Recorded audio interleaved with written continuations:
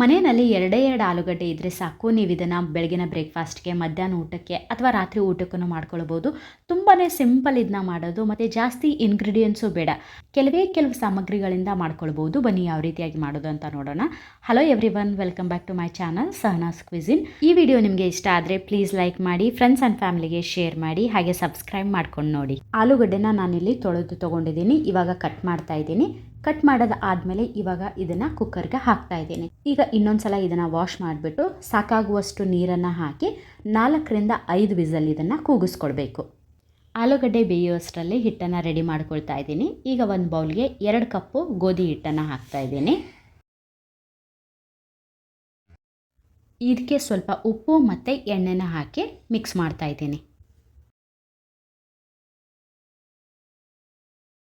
Dry mix ಮಾಡಿದ ಮೇಲೆ ಸ್ವಲ್ಪನೇ ನೀರನ್ನು ಹಾಕ್ತಾ ನಾವು ಚಪಾತಿ ಹಿಟ್ಟಿಗೆ ಯಾವ ರೀತಿಯಾಗಿ ಹಿಟ್ಟನ್ನು ನಾದ್ಕೊಳ್ತೀವಲ್ಲ ಆ ರೀತಿಯಾಗಿ ಹಿಟ್ಟನ್ನು ನಾದ್ಕೊಳ್ಬೇಕು.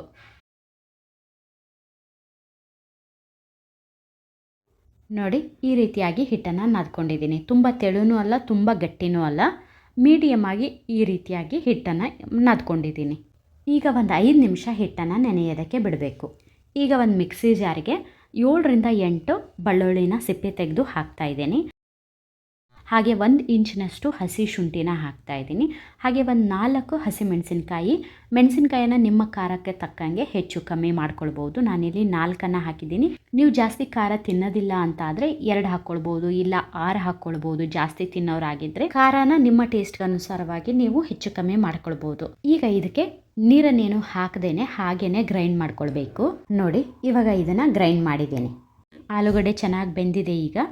ಈಗ ಇದರ ಮೇಲಿರುವಂಥ ಸಿಪ್ಪೆನೆಲ್ಲ ತೆಗೆದು ಆಲೂಗಡ್ಡೆನ ಮಾತ್ರ ಒಂದು ಪ್ಲೇಟ್ಗೆ ತಗೊಳ್ತೀನಿ. ಆಲೂಗಡ್ಡೆ ಎಲ್ಲ ಸಿಪ್ಪೆ ತೆಗೆದು ಒಂದು ಪ್ಲೇಟ್ಗೆ ತೊಗೊಂಡಿದ್ದೀನಿ ಆಲೂಗಡ್ಡೆನ. ಈಗ ಒಂದು ಫೋರ್ಕಿಂದ ಇದನ್ನು ಸ್ಮ್ಯಾಶ್ ಮಾಡ್ಕೊಳ್ತಾ ಇದ್ದೀನಿ. ನೀವು ಕೈಯಿಂದನಾದರೂ ಮಾಡ್ಕೊಳ್ಬೋದು, ಅಥವಾ ಸ್ಮ್ಯಾಶರ್ ಇದ್ದರೆ ಅದನ್ನು ಕೂಡ ಯೂಸ್ ಮಾಡ್ಕೊಳ್ಬೋದು. ಆದರೆ ಆಲೂಗಡ್ಡೆ ಪೀಸ್ಗಳು ಉಳಿಬಾರ್ದು. ಆ ರೀತಿಯಾಗಿ ಇದನ್ನು ಹಿಟ್ಟು ಥರ ಸ್ಮ್ಯಾಶ್ ಮಾಡ್ಕೊಳ್ಬೇಕು. ಆಲೂಗಡ್ಡೆ ಪೀಸ್ಗಳು ಹಾಗೆ ಉಳಿದಿದ್ರೆ ನಾವು ಲಟ್ಸೋವಾಗ ಕಟ್ಟಾಗುತ್ತೆ. ಹೀಗಾಗಿ ಒಂದು ಚೂರು ಪೀಸ್ಗಳು ಉಳಿಲಾರ್ದ ಥರ ಇದನ್ನು ಚೆನ್ನಾಗಿ ಸ್ಮ್ಯಾಶ್ ಮಾಡ್ಕೊಳ್ಬೇಕು. ನೋಡಿ, ಇವಾಗ ಆಲೂಗಡ್ಡೆನ ಚೆನ್ನಾಗಿ ಸ್ಮ್ಯಾಶ್ ಮಾಡಿದ್ದೀನಿ.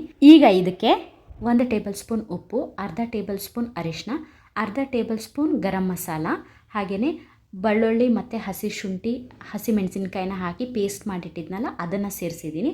ಹಾಗೆ ಸ್ವಲ್ಪ ಕೊತ್ತಂಬರಿ ಮತ್ತು ಕರಿಬೇವನ್ನು ಹಾಕ್ತಾಯಿದ್ದೀನಿ. ಚಿಕ್ಕದಾಗಿ ಕಟ್ ಮಾಡಿಕೊಂಡು ಸೇರಿಸ್ತಾ ಇದ್ದೀನಿ. ಹಾಗೆ 1 ಟೇಬಲ್ ಸ್ಪೂನು ಧನಿಯಾ ಪೌಡ್ರನ್ನ ಸೇರಿಸ್ತಾ ಇದ್ದೀನಿ.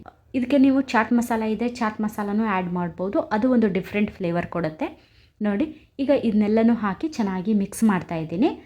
ಕೈಯಿಂದನೇ ಚೆನ್ನಾಗಿ ಮಿಕ್ಸ್ ಮಾಡಿದರೆ ಚೆನ್ನಾಗಿ ಮಿಕ್ಸ್ ಆಗುತ್ತೆ. ನೋಡಿ, ನಾನಿಲ್ಲಿ ಕೈಯಿಂದನೇ ಇದನ್ನು ಚೆನ್ನಾಗಿ ಮಿಕ್ಸ್ ಮಾಡ್ತಾಯಿದ್ದೀನಿ. ಎಲ್ಲ ಸ್ಪೈಸಸನ್ನು ಹಾಕಿ ಚೆನ್ನಾಗಿ ಮಿಕ್ಸ್ ಮಾಡಿದ ಮೇಲೆ ನಿಮಗೆ ಯಾವ ಸೈಜಲ್ಲಿ ಬೇಕೋ ಆ ಸೈಜಲ್ಲಿ ಉಂಡೆನ ಮಾಡ್ಕೊಳ್ಬೋದು. ನಾನಿಲ್ಲಿ ಸ್ವಲ್ಪ ದೊಡ್ಡ ಸೈಜ್ನಲ್ಲೇ ಮಾಡ್ತಾಯಿದ್ದೀನಿ. ಮೊದಲೇ ಎಲ್ಲ ಉಂಡೆಗಳನ್ನು ಮಾಡ್ಕೊಂಡು ಇಟ್ಕೊಂಡ್ಬಿಟ್ರೆ ಮಾಡೋವಾಗ ಈಸಿ ಆಗುತ್ತೆ. ಇವಾಗ ಎಲ್ಲ ಉಂಡೆಗಳನ್ನು ರೆಡಿ ಮಾಡಿಟ್ಟಿದ್ದೀನಿ. ಹಿಟ್ಟು ಕೂಡ ಚೆನ್ನಾಗಿ ನೆಂದಿದೆ. ಇವಾಗ ಹಿಟ್ಟನ್ನು ಒಂದು ಸಲ ಚೆನ್ನಾಗಿ ನಾದ್ಬಿಟ್ಟು ತೊಗೊಳ್ತಾ ಇದ್ದೀನಿ. ನಾವು ಚಪಾತಿಗೆಲ್ಲ ಎಷ್ಟು ಹಿಟ್ಟು ತೊಗೊಳ್ತೀವಲ್ಲ ಅಷ್ಟು ಹಿಟ್ಟು ತೊಗೊಂಡ್ರೆ ಸಾಕು. ನಾನಿಲ್ಲಿ ಲಟ್ಸೋದಕ್ಕೂ ಗೋಧಿ ಹಿಟ್ಟನ್ನೇ ತೊಗೊಂಡಿದ್ದೀನಿ. ನೋಡಿ, ಚಪಾತಿ ಹಿಟ್ಟಿನ ಸೈಜ್ಗೆ ನಾನು ತೊಗೊಂಡಿದ್ದೀನಿ. ಈಗ ಇದನ್ನು ಪೂರಿ ಸೈಜ್ಗೆ ಲಟ್ಟಿಸ್ಕೊಳ್ತೀನಿ. ಈಗ ನಾವು ರೆಡಿ ಮಾಡಿಟ್ಕೊಂಡಂಥ ಉಂಡೆಯನ್ನು ಈ ರೀತಿಯಾಗಿ ಸೆಂಟ್ರಲ್ಲಿಟ್ಟು ನೀಟಾಗಿ ಇದನ್ನು ಕವರ್ ಮಾಡಬೇಕು. ನೋಡಿ, ನೀಟಾಗಿ ಇದನ್ನು ಕವರ್ ಮಾಡಿ ಎಕ್ಸ್ಟ್ರಾ ಇರುವಂಥ ಹಿಟ್ಟನ್ನು ತೆಗಿತಾ ಇದ್ದೀನಿ. ಇವಾಗ ಲಟ್ಟಿಸ್ಬೇಕು.